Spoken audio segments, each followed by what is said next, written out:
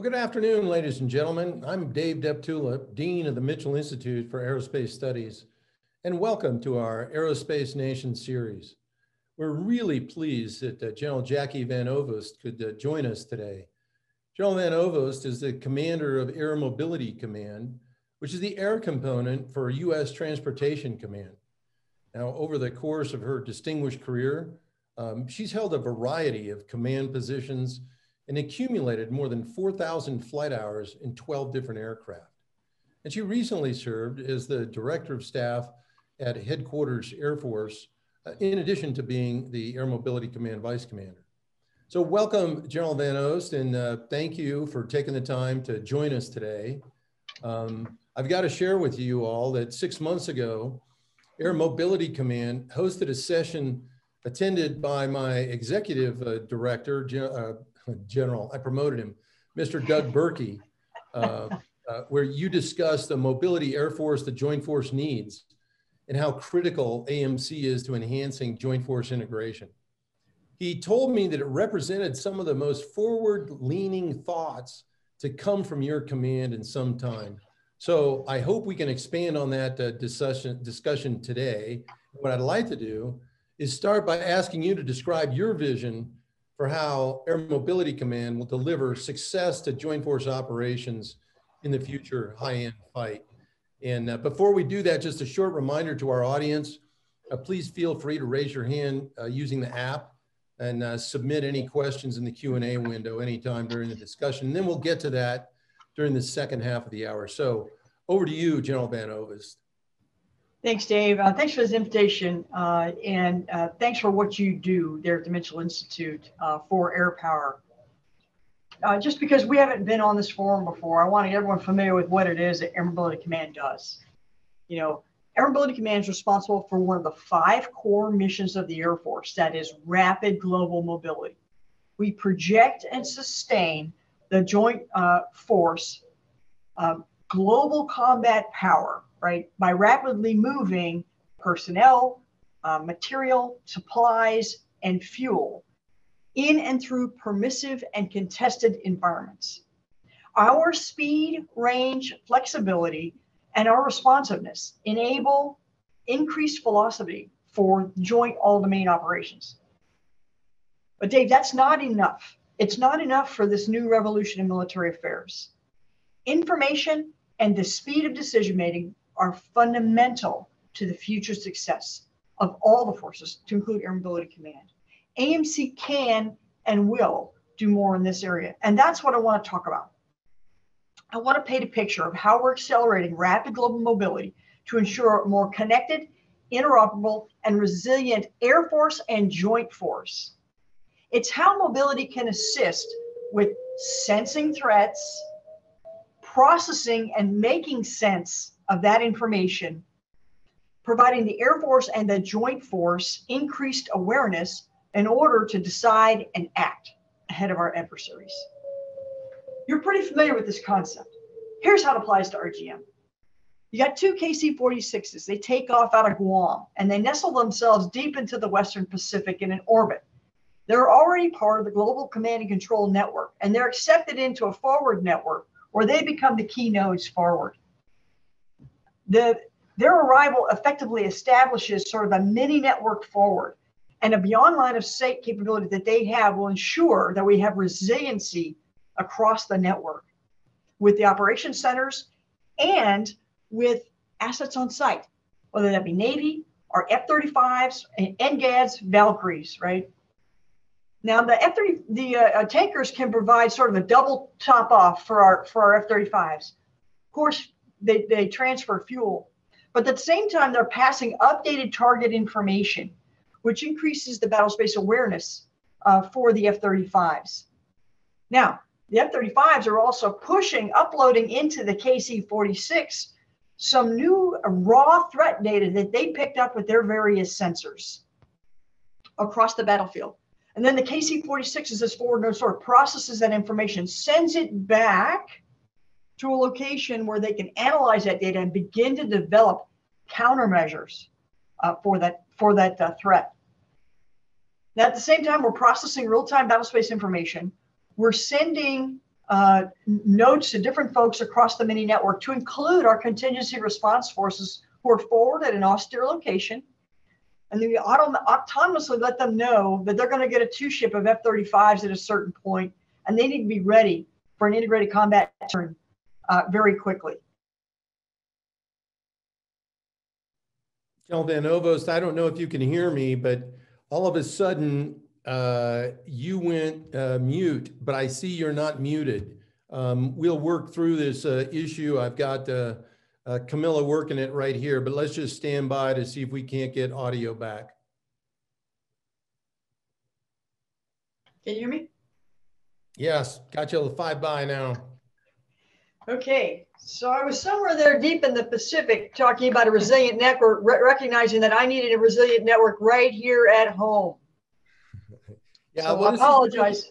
This is you don't need to apologize, but to be candid, this is one of the challenges with JADC2 and ABMS, and that is there needs to be assured connectivity to a 99.9 to the 6th likelihood. Anyway, back over to you, General Van. Yeah. So basically, you know, I went through this discussion about how our tankers and our airlift aircraft get information, share information in many networks, and we've already proven edge processing. We've proven, you know, 5th gen to 5th gen, F-22 to F-35 to Valkyrie connectivity that we can bring forward. And it's absolutely necessary that we become more interoperable and more connected to provide those resilient pathways, because we will be in a degraded environment. We will not always have a line all the way back beyond line of sight. So as you know, you've got to have an instantiation of the war plan forward in these mini nodes. And so that's the route we're on. When we think about how we're going to connect in the future, it's not just enough to bring mobility capacity. We must bring more capability to the joint force. And that's what we're trying to solve for right now, Dave. And that's why I came forward and some of the thoughts that went into our strategy. Well, thanks very much for that insight. And oh, by the way, thanks so much for all that your team is doing as well. So let's jump into some more of the specifics. I mean, it's a great scenario. And what you described certainly depicts Air Mobility Command as providing must-have rather than as needed or enabling capabilities. And it demonstrates how AMC is going to be critical to joint force operations in the future fight. So could you tell us a little bit more about how your command is getting after this transformation? Yeah, thanks, Dave. Look, we got 4 main things. You know, first of all, just like the rest of the Air Force, we are shifting our focus to the high-end fight. That's more of a kind of a cultural, how do we think, how do we compete? We're maximizing our full spectrum readiness using our people, processes, and platforms, getting after specific things that are going to provide credible mobility capacity into the future. We're working on our joint force interoperability and capability, AKA the networks and attritables, you know, mass, and some of the things we're trying to experiment with to see how we can be more effective for the joint force. And then we're just flat out modernizing to ensure that we can be relevant into the future, so that we can really focus on essentially the things we're going to need with respect to when we think about the joint warfighting concept and the joint concept for contested logistics. Well, one thing is the same. I'm looking at the service con ops, and they're all screaming to me that we need to be more agile, more maneuverable, and they need a way to do that. And I'm seeing that way as Air Mobility Command. We have to be able to be more agile and more relevant, moving across strategically relevant distances for the Air Force and for the Joint Force. We are working our way from the mere enabler, you know, from the Middle East where we go do milk runs, to essential to the maneuver force for the Joint Force. So and I'm willing to talk through all those. Yeah, no, that's very good, and it's a nice segue into kind of my next question for you, and I think is also on folks' minds. And obviously, you alluded to in your earlier remarks that, like the rest of the Air Force, Air Mobility Command is reorienting. I don't want to say away from countering violent extremism, but you're increasing the focus toward and on great power competition. So could you explain in a bit more detail how AMC is shifting focus to high-end adversaries, and what are some of the practical consequences of this transformation for AMC? I think so. So you're right. Look, hey, past couple of decades, we've been very focused and doing really well. We've been tweaking and making more efficient what we're doing downrange. Right? Every year, we're getting better at doing that work in SITCOM and Afghanistan, and looking at our modes and networks and making better decisions on logistics and pre-positioning and all that. So that's all important. We still need to have that piece, but frankly, we have to first change the way that we, Air Mobility Command Airmen, think about what we do, and then we need to have others think differently about what we bring, right? And you know, the Army just wants us a couple C-130s to be there, not exactly sure. They just want to use them for airlift in the local theater, but not really thinking through the full measure of what we can do. So, but it's upon us to really talk about and experiment with what we can do. So it's, again, it starts with our airmen. They have to have that competitive mindset that says that I've got to be thinking about the enemy, and what they're doing in logistics, and we have to think about what we're doing in logistics with modes and nodes and platforms, and how do we get after utilizing the technology we have today, much less the advanced technology that's coming our way. To do that, we have to give them time and space to experiment. We talk about we've been in a fail-safe culture. We need to move to more of a safe-to-fail experimentation culture for us. We need to try to do those reps and sets to see what else we can do for the Army, for the Navy, for the Marine Corps, and for the Air Force. Because if we don't continue to experiment, if we don't experiment and not interested in that, we're not going to be valuable to the joint force. And frankly, we will fail into the future. So it's really relevant that we must do. We got to think about, you know, we're going to be contested, as you probably know, right from when we force generate at a Travis Air Force Base. I can expect the lights to go out, that GPS will be degraded. You know, we may get partial orders on where we thought we needed to go. We got to get the airplanes airborne. We got to get them into some sort of network on the resilience side, even if it's local to local to local, however we do that. So we have to be prepared to not have all the data right when we take off, right? And so that's the mindset we walk in with. And we have to also focus better with integrating with our allies and partners and their logistics flow and how we can leverage that a little better, and their platforms, and a renewed incentive to collaborate with industry, who's doing, as you know, all the RDT&E and is trying to solve our problems. We have to expose more of those problems to them. This is not milk running anymore. This is high-end warfight that we're going to be a part of. And frankly, it's not cliche. We are trying to take every talent that we have, every airman that we have, and invest in them. So it's so important that we have airmen from diverse perspectives that come to the table to help us solve these wicked hard problems. So that's, you know, again, the first thing is we've got to get our airmen set to the right way. And then we have to install that. We have to give them the confidence that we value what they're doing, that we agree that these changes need to occur. So I've done a couple things on the organizational side where I've set up a commander's initiative group that is solely focused on decision advantage for Air Mobility Command, right? We don't usually talk like that, but we think about logistics flow. You were talking to Warren Berry some time ago, Lieutenant General Berry, the Air Force A4. Logistics is noisy business. We got lots riding on the unclassified network with us and with our civilian partners. And we've got to think about how we make better sense of that data so that we can make better decisions before transportation solutions and locations are decided upon. And so our Commander's Initiative group is really diving into all the different pieces to make sense of that. We are looking at identifying what our toughest challenges are and trying to close those gaps in a very methodical way. We're not going to eat the elephant all at once, right? I can't get full, pure logistics data from all the services and solve all the problems, but I'm focusing on the problems I can solve right now ahead of the time before I have, you know, advanced battle management system where I should be able to see a lot more than I see right now. But I'm trying to come up with solutions that will add apps to ABMS and give you the log data streams that you're going to need to help make that sense so that we're ready. We are not waiting. And then we're doing something called strike teams. where we get some great ideas from the wings. We're bringing up the SMEs out of the wings, bringing them to the headquarters, pairing them with a general officer, putting the staff, as their resource and the whole innovation ecosystem to try to solve that problem in 30 to 60 days to see if we can solve it and scale it. And if we do, then we move it into sort of our weapon system areas where we vector that out. We got to show them that we're listening to them and we're trying to solve these problems. And that's going to instill in this culture to them that we need to change. And so that's on their side. I tell you, on the readiness side, what we're trying to do through our people, our platforms, and our processes.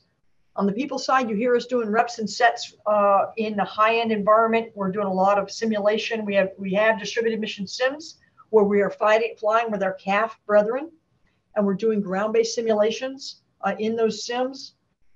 You may have heard our Mobility Guardian 21. This is the third instantiation of Mobility Guardian, where we are doing the high-end fight. We got about 1,500 people. It's coming up here in May. We have 5 MAGCOMs and our joint partners with us, and we are doing high-end environment work. They're dispersed across the northeast portion of the United States at 6 different fields. And we're going after, we're going to have an OPFOR, we're going to have the Army, we're going to have artillery involved, we're going to have defensive counter-air, and we're really going to step through how we would, in this case, do a humanitarian assistance disaster response in a fully contested area to show that hope. This is and we're going to have cyber, we're going to have a red team cyber. So this is a far cry from what we used to do, which was rodeos in 2017 and earlier. So we're making really good steps. Another big step that I'll talk about before I stop here is the U.S. Air Force Expeditionary Center is returning to its roots. As you know, it's a subordinate NAF to me, but it is the Air Force Expeditionary Center. And it is returning to its roots as the Expeditionary Warfare Center. You may have known it as that back in the day. It's like the Air Warfare Center at Nellis. What they do for air superiority is what we're doing at the Expeditionary Warfare Center for expeditionary operations for the high end, right? How is it we're going to do logistics under attack? The agile combat employment, right? We have to train for the higher end. So, we used to go there, get our top-off training for rollovers and small unit tactics before going down into CENTCOM AOR. Now they're turning for the Air Force as to how to develop multi-capable airmen to do distributed operations in the 2 theaters of consequence. So that is a big deal. We're looking at our platforms, our air mobility operations wings, which are our nodes around the world, to see how they have to change and how our contingency forces have to change to meld to that idea of agile combat employment into the future. So there's a lot going on with how we're shaping the people to get ready for this fight. Yeah, well, thanks for that. That's a very in-depth answer. And some of these things you touched upon already, and you alluded to the changing culture, and arguably that's one of the most difficult things one can do as a leader. You mentioned some of the organizational adaptations that you're making to encourage this culture change. Are there any others that you'd like to highlight? Yeah, I think those are some of the key ones. I think all of our organizations, we just underwent the largest reorganization of our air operating center ever, right? And so we think about how we're going to, we're on the global operating model. That's what our C2 center does, right? But we're not used to using beyond line of sight to get a hold of our airplanes, right? We are instilling beyond line of sight. We are instilling tactical data link as one of the resilient ways that we're going to contact our air crews on the road. So we are really reorganizing that. And frankly, our AOC had been over the decades sort of moving away, becoming more efficient, and it's what we needed to do for that particular fight. But we've been moving away from ACC's AOCs, or for the rest of the Air Force. And so we made a check right to try to rejoin with the mobility air forces with the CAF with respect to command and control. And so there's a lot of process stuff there. There's a lot of data that we're working with that and trying to determine how do we make better decisions. And how do we leverage the work that's already been done in PEO digital to get after decision making that we're already doing, you know, in the new AOC, right? And the testing that they're doing at the Air Warfare Center. How do we leverage that right now? So we're doing a little catch up on that, but our teams are pretty excited that we were unleashing them on those problem sets, and they are moving out at a pace.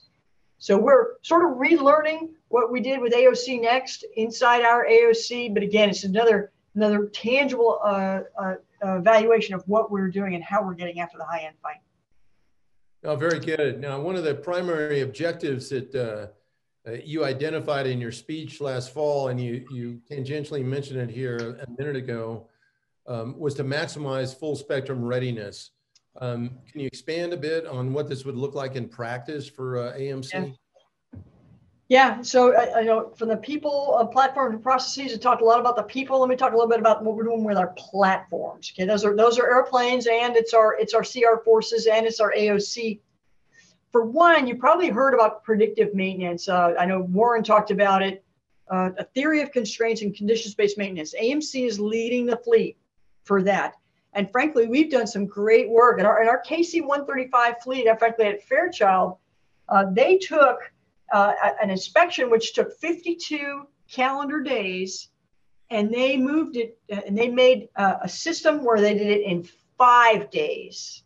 In 5 days. They added 1,500 availability days to our 135 clock at Fairchild. That's one of our largest tanker bases, right? That's the largest KC-135 tanker base. But this is how our airmen are thinking differently about how we have to get after the problem and phasing of the maintenance of this legacy airplane. And we put sensors on airplanes. We already are seeing a return on investment for the C5 and the KC-135 to predict when the airplane's going to fail, because especially when we think about distributed operations, we can't afford to fail at that austere environment. We've got to be able to know when we think those parts are going to fail and have the supplies available to be able to swap them out before they do. So we are learning a lot about that. And like I said, on TAC Data Link, it's not just our AOC, but our weapon systems. You know, we have various versions of tactical data link and battle space awareness capabilities on niche fleets, right? Not everybody. We're pretty used to just flying out there and finding a tactical C2 center to tell us what to do. That may not be the case in the future. So we've got to bring battle space awareness aboard our airplane. I tell you, we are in the near term, we're not doing anything scientific. As a matter of fact, we're opening up WRM and pulling out PRIC 117 radios that have been sitting in there, and we're trying to MacGyver them onto KC-10s and 135s, just so that we can get the connection. Why? So those empowered airmen could help us determine what the final state needs to be. They need to be able to play it. Once they see where they are in the battle space, like they're seeing in the simulators that they can't see in the airplane right now, which is interesting because I do a DMO sim, and you get in the airplane, you have nothing, right? Okay, so we're going to start with what we can solve right now, and that's what we're doing. We're making attack data like a second language. But frankly, we're getting there because industry has been very helpful. They've been sort of helping us show the way on what they've been doing with other cockpits, what's been available, what can we buy right now and experiment with. And they've also been helpful with us with software. You know, we have a software factory called Conjure here at AMC, but we also have been leveraging what everyone else has been doing. And you've seen the results or heard about the results maybe in CITCOM with a platform called Jigsaw. It's an app that optimizes the air refueling scheme of maneuver, comes up with COAs, and helps you decide on the right one for that day. Well, you know, in the ATO, it takes us multiple hours to do that right now without Jigsaw. And if a Jigsaw, you can just keep running instantiations all the time. As your scheme of maneuver changes, you can keep rerunning it and optimize. And that has allowed us to bring airplanes home. It saved us quite a bit of gas and time on the airplane and time on our crews. So we're going with more of that. You know, we're trying to do that with Airlift. How do we do that better with all the forces that we have? How do we do that better with patience and where we have? So that's another kind of a platform change. But along those lines, we think about the process piece. I think about what Warren was talking about on transitioning to a pull logistics versus, you know, going from pull logistics model to a push logistics model. And that's, you know, now that we have the data, right, you have a lot of data, you can swim in that data or you can actually use it. So how do we turn algorithms to be able to use that data to make better sense on the CBM plus and the readiness levels of the airplanes? How do you make more sense, again, before you start moving? Logistics, we're in the physics business. Before the physics start, like Jigsaw, how do I make better decisions? And when the physics are going, how do I dynamically retask better?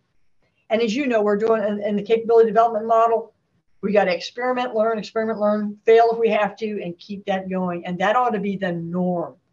And only when we see what the art of the possible is, which is why we look at our digitally adept airmen, and I say, Aaron, you don't have to be able to code, but you have to understand what's out there logarithmic wise. Don't you understand that Waze is simply just AI telling a human what to do? How do we use that kind of thing? Look at what industry is offering it. When you go to ATA and AFA, look what they're offering and see how we can use it the best on the process side. So that's how, because we have to have credible capacity. Capacity means keeping those older airplanes airborne, but it's got to be credible. They got to be connected, scalable, interoperable. And so those are the two pieces, and you got to have the mindset that you have to go after that. So that's a lot, but we're actually making great strides, and we're celebrating all those great strides along the way for our airmen. That's great to hear. I mean, I really compliment you on your initiatives and enthusiasm and in working with what you have to get this future. Your example with Waze is a very apropos and I think resonates with the audience. Now, the scenario that you described earlier illustrated some of the ways, and you elaborated on this in some of your comments already, in how you envision AMC is going to employ traditional weapon systems in non-traditional ways. But let me ask you this. Some people wonder if mobility aircraft can execute these additional functions, should they, given all the demands on the mobility force? Yeah, so Dave, I've heard that discussion and frankly, the concerns about what you turn mobility airplanes into, should you actually do something out of the box? Well, I would say, why wouldn't we? Look at the competition that we're in right now. Why wouldn't we change the calculus by doing different things, right? Moving away from the antiquated view that AMC just brings stuff when they're called, to being and outside the threat wing, to be a maneuver force to support inside the threat range, because that's really where we're going. So like I've already talked about how we would use tankers as nodes in the network. We're doing it with C-17s now. Our last experiment had a C-17 as the forward node to do crunching of data, the platform, the network forward. We happened to just, it was on the ground, but we showed that a C-17 with the current setup of antennas could do that work, right? So why wouldn't we put that on all the airplanes, right? If it's just a carry-on, we've got the size, weight, and power. You probably know that that the KC-46 has been selected for the capability release 1 for the Advanced Battle Management System. That's a pod on the airplane, and it's going to be able to do C2. And again, when I think about not just C2, how do we process data forward and make that available? But I also think about more what you were talking about, which is what else could you do? And we have experimented already with mass fires, attritable mass. What does that mean for the mobility forces? And for us right now, we look at the SOCOM model that they're doing with the C-130s, and we think to ourselves, how can you do that with C-17s? What if you had a platform that could eject JASMs out of the back of the airplane? Not that I would see to them, but how do you then inform and have Global Strike manage that, right? We're just a platform. Instead of dropping them on a ramp somewhere, at some island, we're just dropping them in the sky, and after they drop out of the sky, someone else lights them off and takes them to the target. We're actually doing in the next on the next ABMS capability experiment, we are doing a C2 example, where how are we going to C2 that platform when it comes out of the back of the airplane? So incrementally, we're getting after this. We've dropped an inert weapon already, right? So we're thinking about the key pieces of this puzzle so that we can provide attritable mass if they need it. We're also looking at, out of the box. So what about those cargo gliders that are a glider in a box that you get that go a little further than our GPS guided chutes? Why wouldn't we use those to support SOF or to support the Marines with some sort of resupply? Why wouldn't we? You've seen, maybe heard some work about gremlins.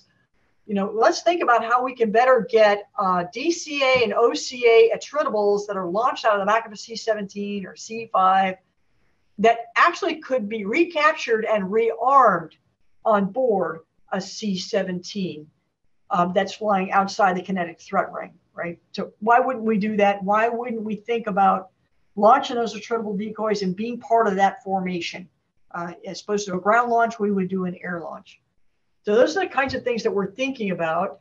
Don't, again, we're doing the pieces up. We're not going to solve everything at once. What we want to know is in these experiments and in the futures games where these are playing, do they make a difference? And so we're going after that analytically and some of the key problems we have to solve to get there.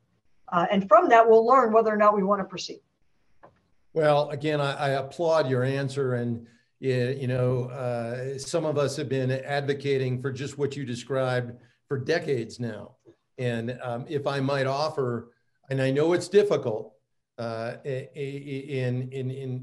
you're not just supporting. If you could get rid of the support word and talk about creating necessary effects in the battle space, that might help get people to recognize the transition and the transformation that you're taking AMC through to be an integral element of any fight in the future, particularly as it involves near-peer threats.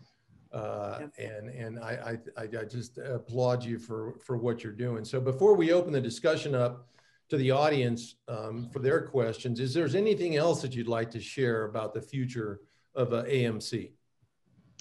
Yeah, so thanks, Dave. Look, first I appreciate your time. We're going to come out with a white paper in conjunction with your team there that really lays more of this out and how we need to be more connected and interoperable with the Joint Force, providing that resiliency to ensure the effects of the Joint Force, and the fact that we have to bring that credible capacity. And that just means the platforms need to be relevant, right? And what are the tweaks we need to do to make it relevant to ensure that we can execute at pace and scale necessary to win the future fight? And I think about, the information sphere. You've been talking about this. We have to be able to use it better. We have to do decision work at echelon. How do I empower our airmen and give them that information so they can enhance their decision making at echelon? But in the end, we're not going to be able to do this alone. We don't have huge budgets to go experiment. What I'm looking for is support from industry to look at these hard problems and help us think through and the ways that we can get after and how we leverage other services and what they're learning along the way. So and academia partnerships as well that I'm looking at. Frankly, I'm also looking at Congress, right? I'm looking for predictable funding and support for these kinds of ideas. Not hey, we don't think you should do that because, it's not normal, or that would make you a target. Look, we're already a target. I think that in a lot of the war games, who are they going to go after? They're going to go after the tankers and the airlifters because that's the supply line. But we also need help from Congress to ensure that we can recapitalize and right-size the capabilities necessary to be ready and relevant for the future. And we just need that time and capacity to experiment. And, frankly, we'd like a little more flexibility of funds such that when you find something, you can experiment and scale so that you can make great effect as early as possible. And then today, again, I hope that, that this is just the beginning of the discussion with Air Mobility Command and the effects that we can promulgate across the force by thinking outside of the box. Again, with not a lot of huge changes, but we are solidly back on a path to ensure that the Joint Force will be successful. And when I say Joint Force, it's Air Force and the Joint Force. Don't get me wrong. I'm not just supporting the Army and the Navy.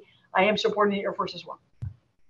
Well, very good. And thanks, General Van Ovost, for sharing your insights on such an incredible range of important and fascinating topics. So on behalf of the Mitchell Institute for Aerospace Studies and all of AFA, we really wish you all the very best as you deal with these challenges that frankly affect the security and well-being of every American.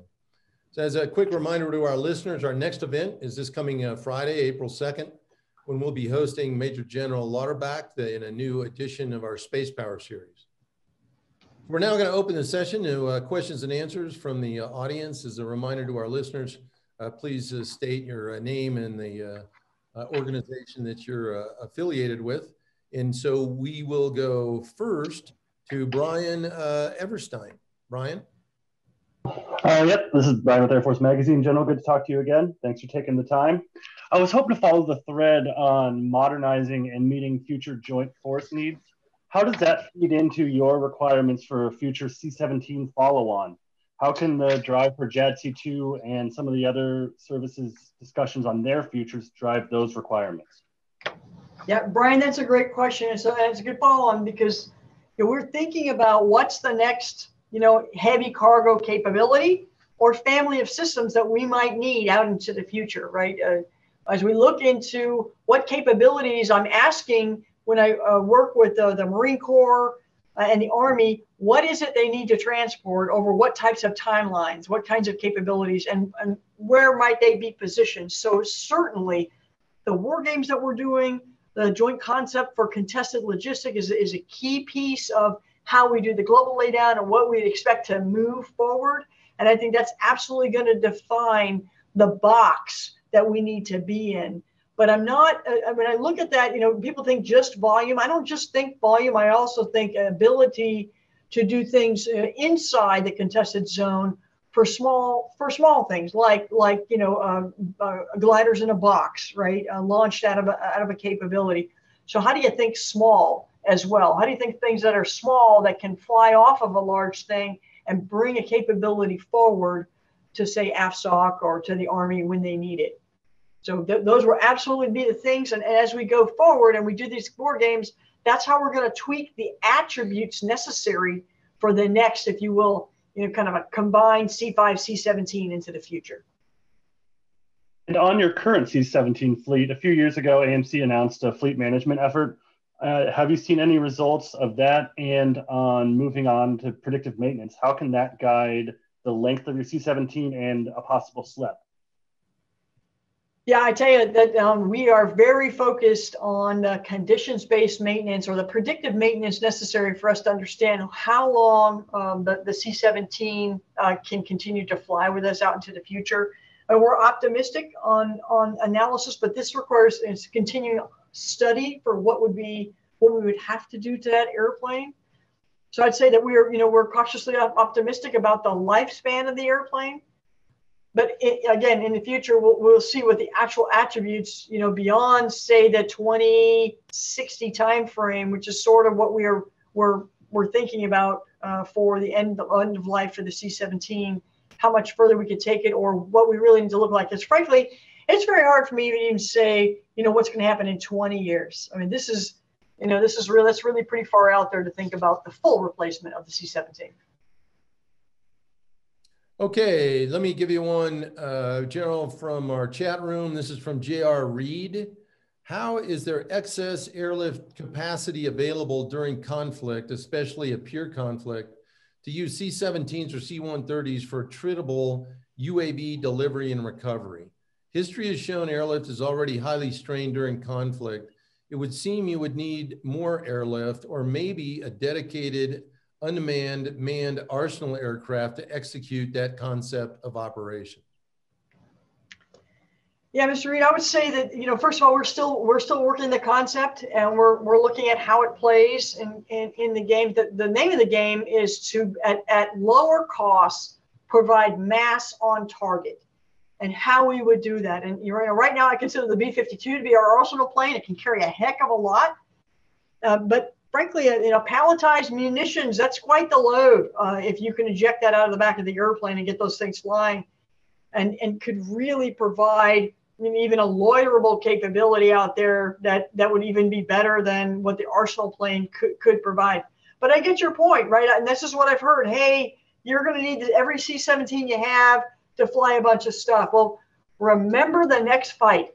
The next fight will not be an iron buildup at Kadena or an iron buildup at Ramstein. The next fight is going to be just in time. And I think the intensity is going to be much shorter. It's a shorter period of time. So you've deterred or you haven't with the first package that goes over, right?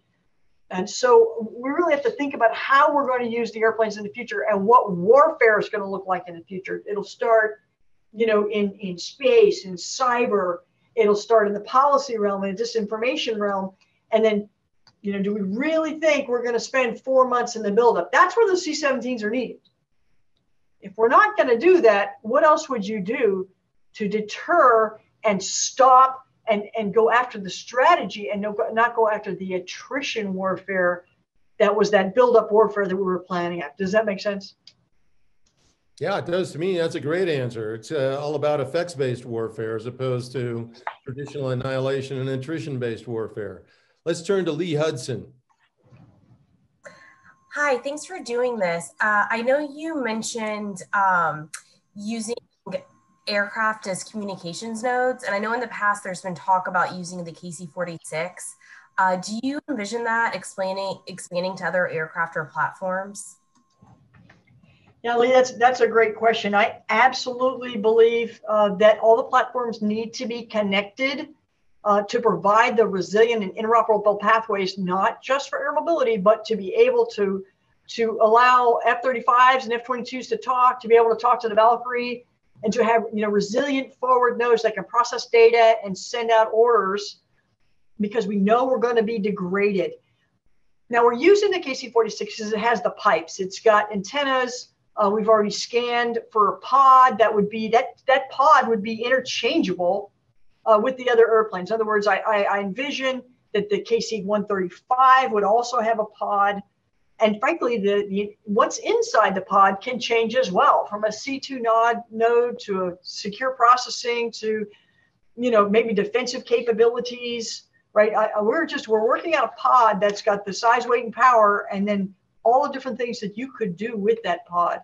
So we have it now in the KC-46. I should say that we're experimenting with that because it's got a good capability on board. But that's not going to limit us, even with our 1960s KC-135, because we have pod displacement, as you know, with the multi-point refueling. We've got power out there, and we absolutely could use it for that. Again, we've done data processing forward on the C-17. We've moved HIMARS on C-17, meaning the artillery system for the Marine Corps is already plugged into our beyond line of sight antenna on the C-17, and it receives new target data so that when it lands, it can get off the airplane, shoot, and get back on the airplane and move before being killed. Again, that's how, when we think about that's why it's a force multiplier having this capability on board those airplanes. Okay, how about Teresa Hitchens? Thank you. Thank you for doing this, General.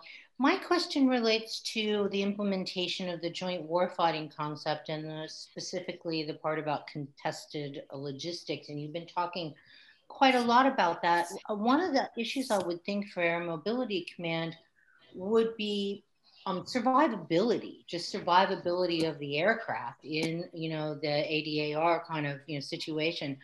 And can you talk about how you think about, or you're experimenting with, trying to improve that survivability?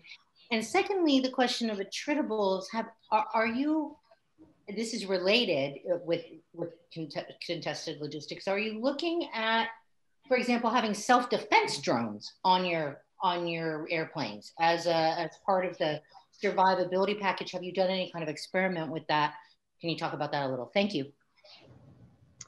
Thanks, Teresa. That's something I think about all the time as we become a more congested and contested out there, both kinetically and unkinetically. I have to think about EMP, electromagnetic pulse, against the airplane. I have to think about, where's the get well, where's the truth data, which is why beyond line of sight and line of sight capabilities are important, because if somebody in the network's got the truth data, then all the rest of the folks in the network can quickly get back up to speed with the truth data.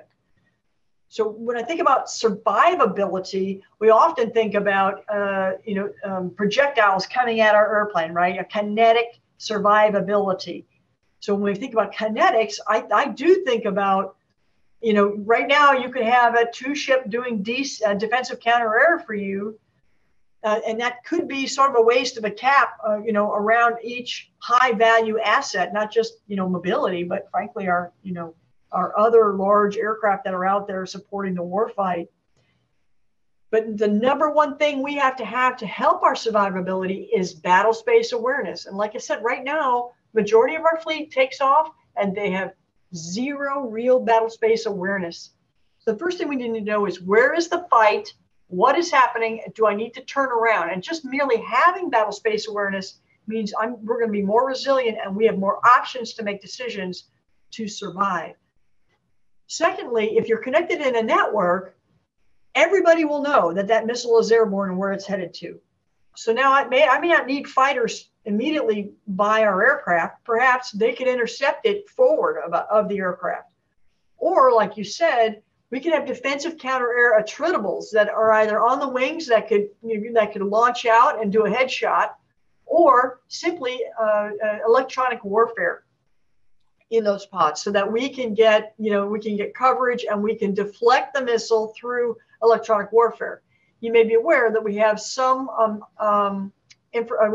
laser countermeasures on some of our large airplanes, but they're not going to be effective with the types of threats we're seeing airborne. So again, having electronic warfare in those pods, having situational awareness, that's number one. We got to have that. And two, your discussion about having attritables, or frankly, we have hard points on the C-17. We have hard points on the KC-46.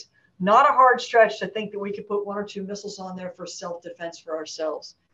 So again, this is just the evolution, but being connected in that network gives us more options than we've had before for self-defense. And yes, we've been looking at high-value aircraft self-defense in all kinds of different ways, and not just a single domain, but in multiple domains.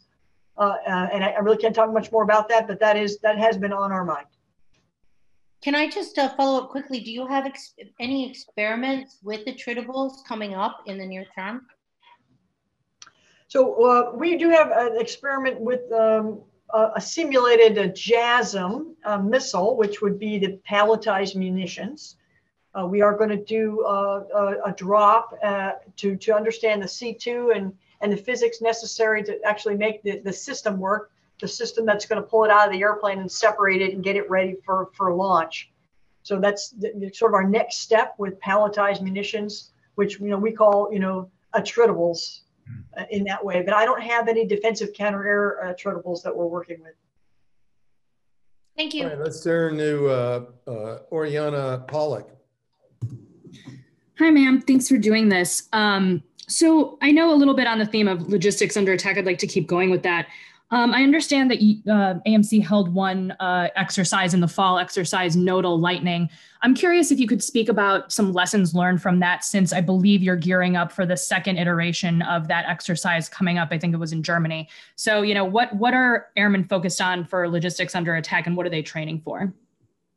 Yeah, Oriana, still along those same lines of how do we connect into that network and understand what's going on and be a force multiplier for, in one case, the Marine Corps, but really for all the services as they bring in their service concept for fighting, right?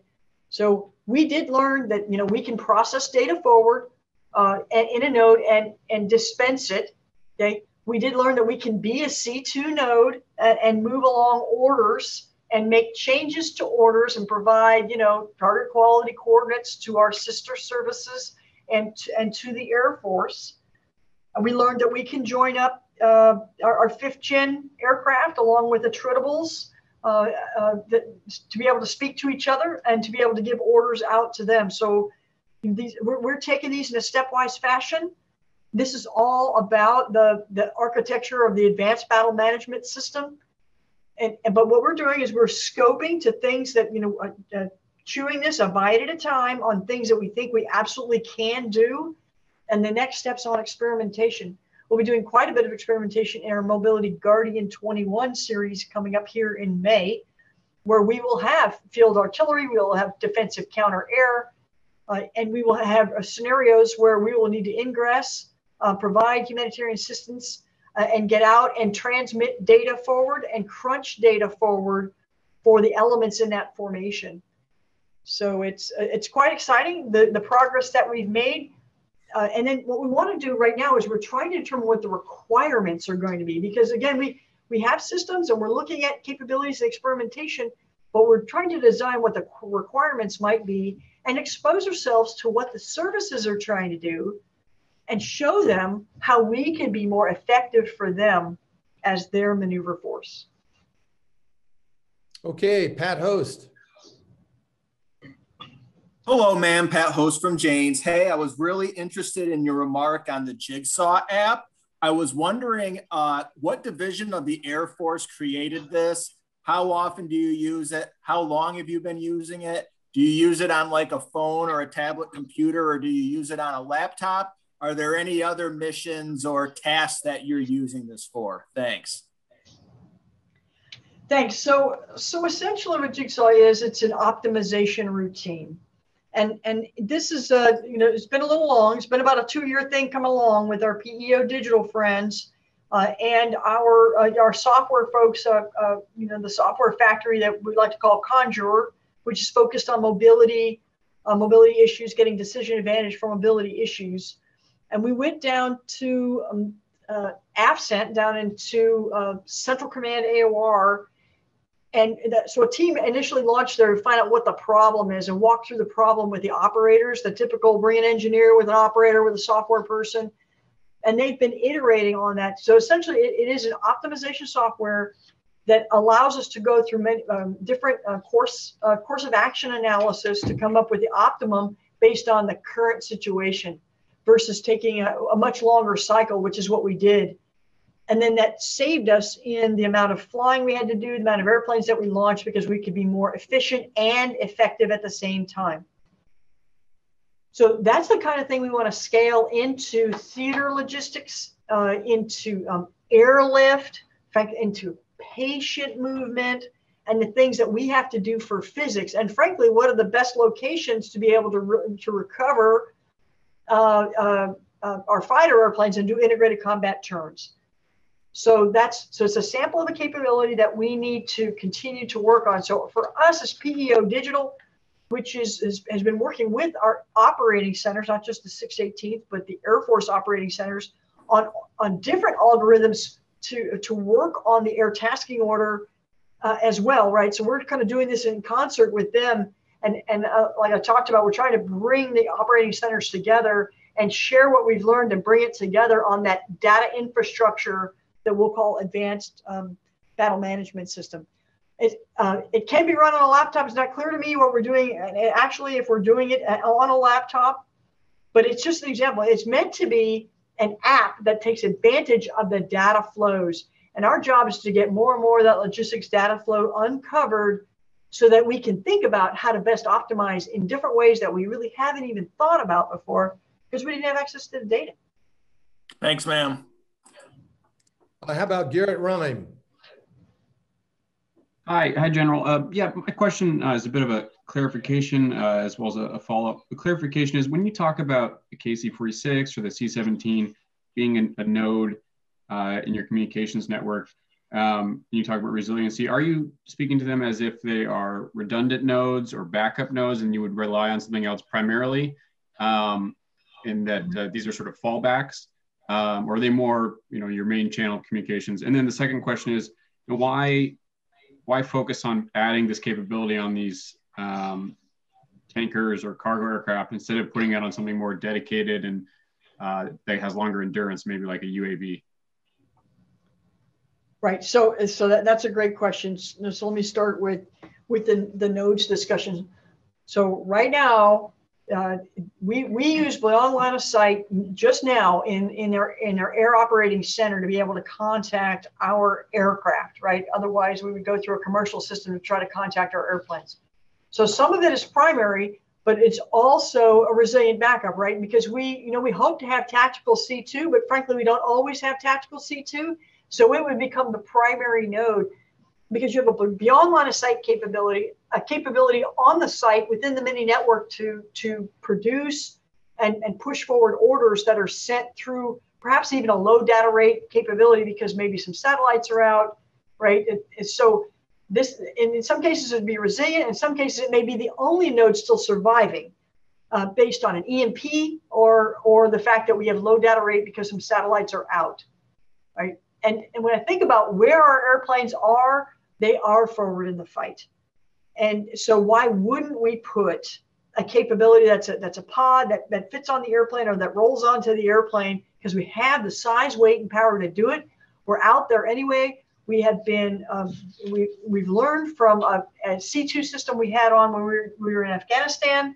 We've learned a lot from that capability and how we can, we were actually forward flying, not as an air fueling asset, but as a C2 node in Afghanistan and many times, because we were the only C2 node available. So in that case, we're complementary, but we know we're going to be contested and degraded. So we have to be able to be there to form a part of that mesh network. And certainly if we could have a lot of returnables or UAVs that have all this stuff on it at all times, you know, that'd be great. But we're there anyway.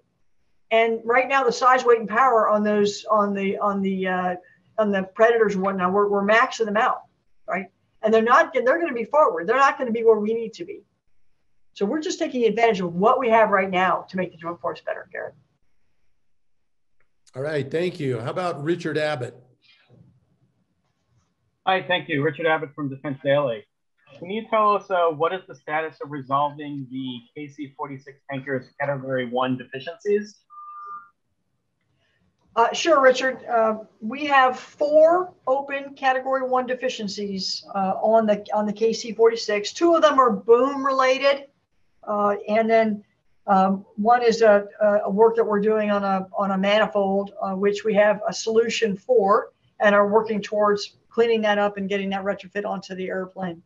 We've seen great progress in the last year getting after the deficiency reports on the airplane, and as you may have heard, we are doing some interim capability releases now. In other words, we are working towards flying the airplane on taskable lines for U.S. Transportation Command within the current restrictions that we have on the airplane. So in other words, we cannot go to full operational capability for the airplane just yet, but we can do some things. And what we're doing is maximizing our capacity to do so.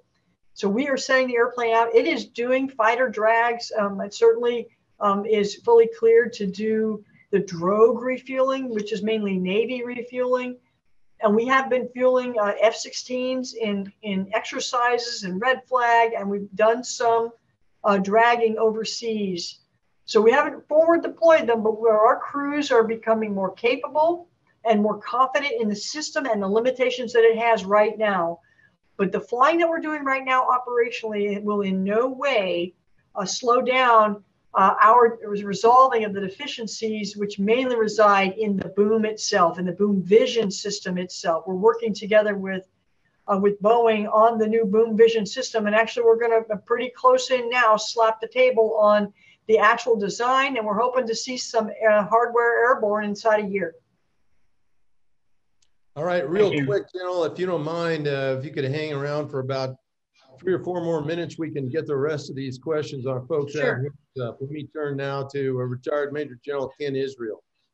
Okay, well, I'm fascinated. I didn't want to miss a chance to speak to the 2 brightest people that I've heard today. You know, I go back to my dad at AMC working for PK Carlton. So, boy, what a transition from there to where you are today. As General Deptula knows, I'm really fascinated with unmanned vehicles. And I think with Gremlin, there's a tremendous amount of possibilities there. And, you know, I was asking, I think Teresa Hutchins mentioned about having things to enhance your survivability. You know, we can use these UAVs as kamikaze assets. You know, I think of satellites that have iBots around them. And if you have that mindset, using a KC-46 like a satellite, there are a lot of things. I mean, you could have some punch. You could have a fist out there and punch the bad guys. And I just wish it, because you have so much energy, I just wish you'd get behind it. Thank you, ma'am. So I agree. I agree that we could have, I like the Gremlins idea. I like to be able to rearm defensive counter-air and frankly, offensive counter-air by flying it into the back of the airplane and turning it and sending it back out and having one orbit around us so that it could be the head-on shot. Okay, Tom Martin. Yeah, thank you. On the theme of contested mobility, is AMC giving serious consideration to rocket-based point-to-point cargo delivery? And Tom, I was waiting for that question. So the answer is yes. U.S. Transportation Command, we've looked at what point-to-point could do for us, and we're moving forward on point-to-point space lift. It's just, but to Transcom, it's just going to be another motor node, right? Sea lift, over the rail, over air, or over space. So we're going to work with the U.S. Space Force, who really are our launch experts, and SpaceX to move forward with, you know, what that would look like. So we're doing some studies, and we're watching the testing that's occurring, which is very exciting, by the way. So I think in the future you could see something like this, but so we will partner with the Space Force on what types of loads and what that would look like as part of the battlefield scheme of maneuver. But absolutely. Thank you. All right, last question to Mark Matthews. Good afternoon, General Van Ovost, and Dave, thanks. To close the loop on the tanker and the node capability on the tankers, operational availability to make that viable would seem to require most, if not all, the tankers have these nodes, these pods. Along with that, the KC-135 fleet, if I'm understand it correctly, only a small fraction of that fleet modified to carry a pylon that would host a pod. Is that the plan to put these pods on all KC-135s and KC-46? So Mark, that's a great point. So, you know, when we think about right now, our fleet is pretty small with the capability to do this kind of thing. When we think about, you know, where the pods would be, you wouldn't always fly with a pod. We would use it in combat. We would station them at different places so that you could roll in and pick them up. And the airplanes that did not have the connections to be able to do that would do other things. For example, you know, defending the homeland, right? So we would look at what portion of the fleet would be relevant in that fight, in the high-end fight, and those are the ones that we would modify and then make available. As you know, we have several niche fleets, but this is going to expand out a little more. But, you know, point well taken that we're not going to do this with every airplane. But then again, I don't need every airplane in that particular fight. I do need reserve to do other things here in the homeland. A substantial bill, actually.